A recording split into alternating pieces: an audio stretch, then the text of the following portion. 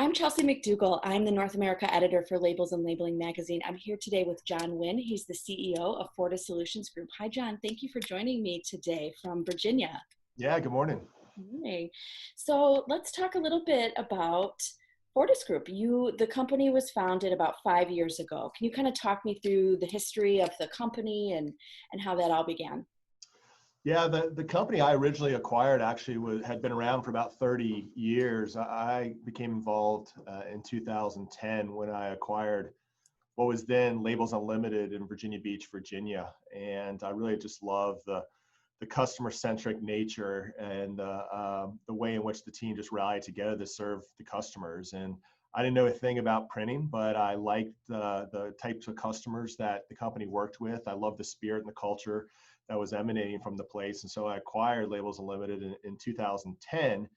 And then we were fortunate that our customers a couple years later came to us and started asking us to get closer to their manufacturing locations because transit time, transit costs could be prohibitive in getting additional business. And so we heard that calling and acquired our first company in January of 2014, which was A&M Label. And A&M had two sites, one in Michigan and one in Tennessee. And we actually rebranded to Fortis because after the first a couple of the initial meetings, I'd go to a meeting and I'd have a Labels Unlimited card, and someone else that was joining me would have an A&M label card, and that just became really confusing for our customers, and it made it challenging to align ourselves internally. And we wanted just a single go-to-market strategy. And so we ultimately hired a marketing firm who spoke to our employees and spoke to our customers about our value proposition and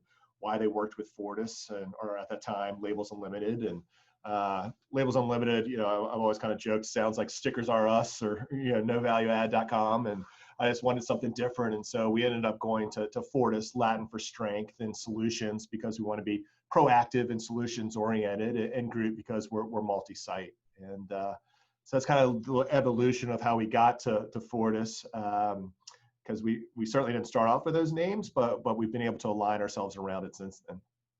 It's interesting. So Fortis, since that time, has dominated headlines for pretty active in the mergers and acquisitions. So let's talk more about that, just kind of broadly speaking. What do you look for in companies that Fortis acquires? What makes an attractive acquisition?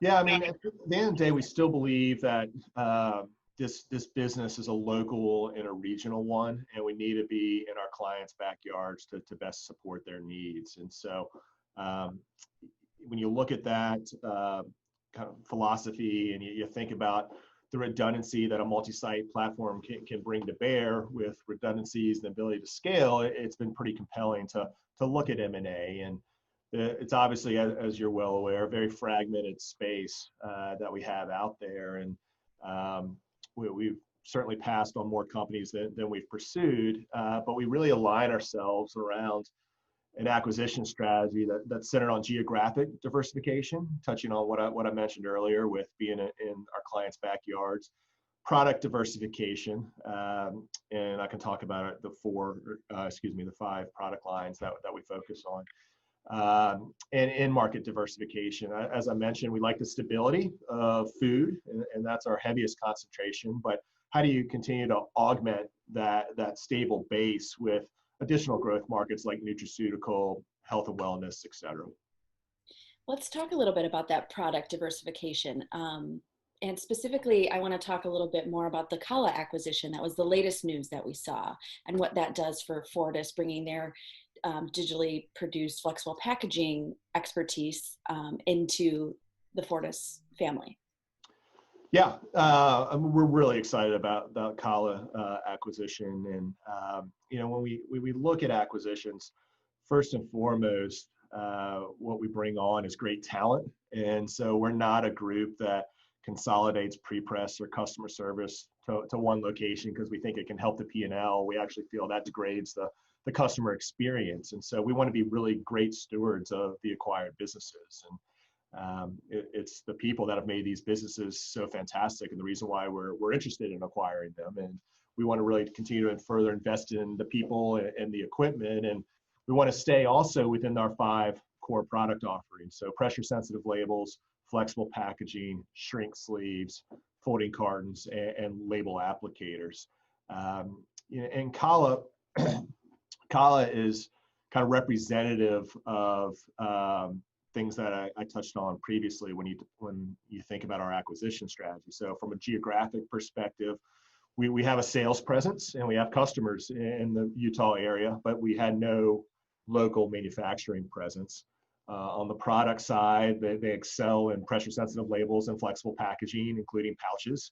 And we are in each of those markets in earnest as well. And when we talk about the end markets, nutraceutical, health and beauty are some of their areas of strength. And so it kind of checked the boxes when we were looking at the acquisition. And the last thing is just, we're big believers in the digital technology. We have over 20 digital presses in our fleet. Kala was an early adopter of digital technology and really specializes in launching brands with high SKU counts and program complexity. And so we love that approach. And then yet at the same time, we can scale with those brands over time with our wider flexographic assets that we have in the footprint as well. So it's really exciting. We're excited to just dig in here and learn more. It's in the early days, but we really like the opportunity set that's in front of us. Yeah, absolutely. That's definitely an interesting one.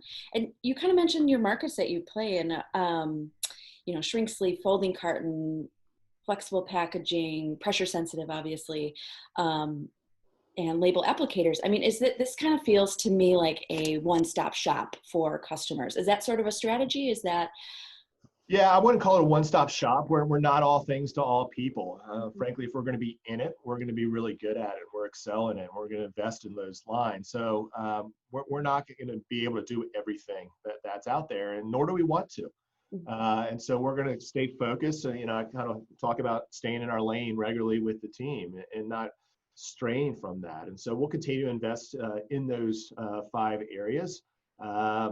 And as I mentioned, I think we've developed a program offering in each of those that's really something special and something that differentiates. And we're going to stay true to that mission going forward as well. So I don't see us expanding into other products beyond our core offerings at this point. Yeah. And then you mentioned the team aspect, and I want to talk a little bit about that. I mean, is there a challenge, or how do you approach kind of synergizing the teams once you acquire a company? Yeah, I mean, it's critically important, right?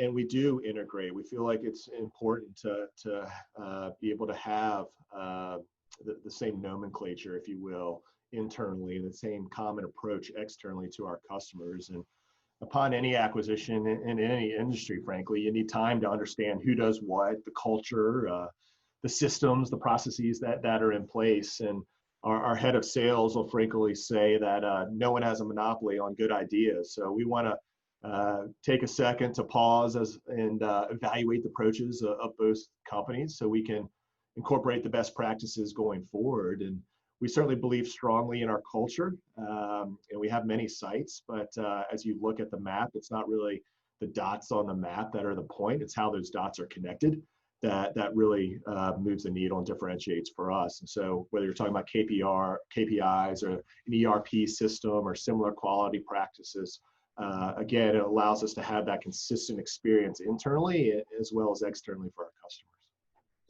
And what would you say is the next, I don't know, maybe 5-10 years at Fortis? What's kind of your strategy for the future?